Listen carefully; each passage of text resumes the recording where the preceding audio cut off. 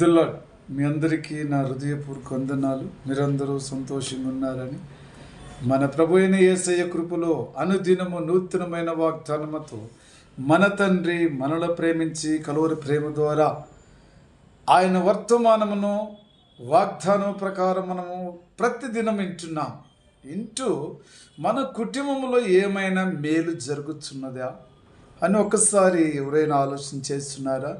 నీవు చేసిన ప్రార్థనకు నీకు మేలు నీ తండ్రి నుంచే వచ్చుచున్నది. ఎందుకనగా నువ్వు వర్తమానం ప్రకారం జీవిస్తున్న వారికి మేలులు, ఆశీర్వాదాలు, దీవెనలు దిగి వస్తాయని వాక్యం చదివించినప్పుడు ఆ మేలులు మనకు కలుగుతున్నాయి. కుటుంబంలో ప్రతి కుటుంబానికి ప్రతిదినము అనుదినము ఆ వాగ్దానమును పొందుకున్నప్పుడు అది ఆత్మ సంబంధమైన వాగ్దానము గనక శరీరంలో బలహీనతలుంటే యేసుక్రీస్తు నామములో అవన్నీ మన నుంచి విడుదలయ్యి ఆశీర్వాదాలే దీవెనలతో మనము సంతోషంగా మేలు కలిగిన వారుగా ఉంటున్నామా? దేవునికి స్తోత్రం. అయితే ప్రభు ఈరోజు మనలో ప్రేమించి మనకిచ్చున్నట్టి వాగ్దానము ఎజ్రియా 8వ అధ్యాయం 22వ వచనం. మేలు కలుగు చేటికే ఆయనను ఆశ్రయించు వారందరికీ దేవుని హస్తము తోడుగా ఉండెను. ఆయనను ఆశ్రయించు, ఆయన వెంబడించు, ఆయన చిత్తంలో నడిచుట వారికి ఏమి కలుగుచున్నదంటే మేలు కలుగుచున్నది. ఆయన ఆశ్రయించు వారందరికీ దేవుని హస్తము తోడుగా ఉంటున్నది. ఏ హస్తం అండి? దేవుని హస్తం.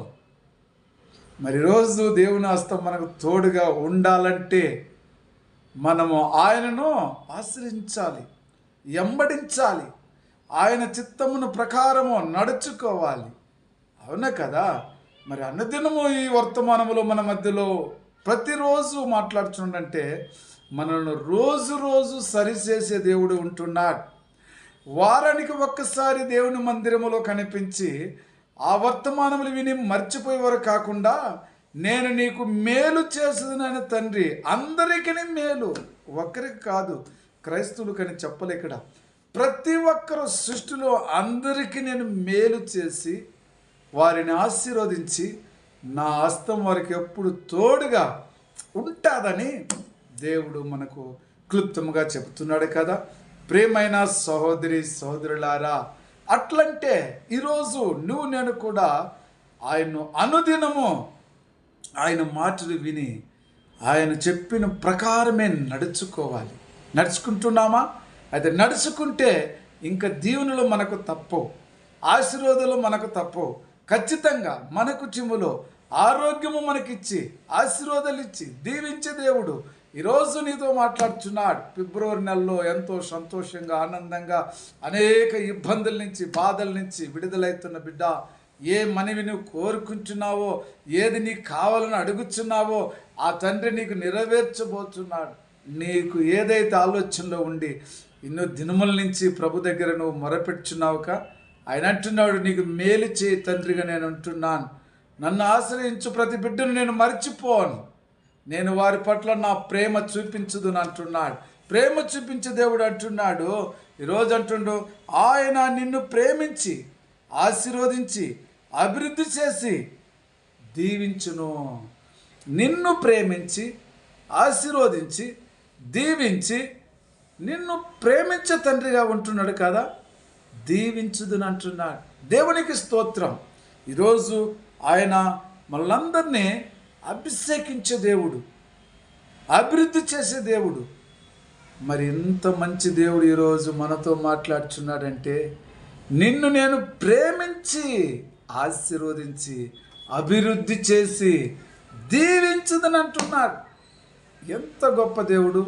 ఆయన దక్షిణ హస్తము మనకు తోడుగా ఉన్నట్లయితే ఆయన దీవెనలు మన నుంచి తప్పిపోవు.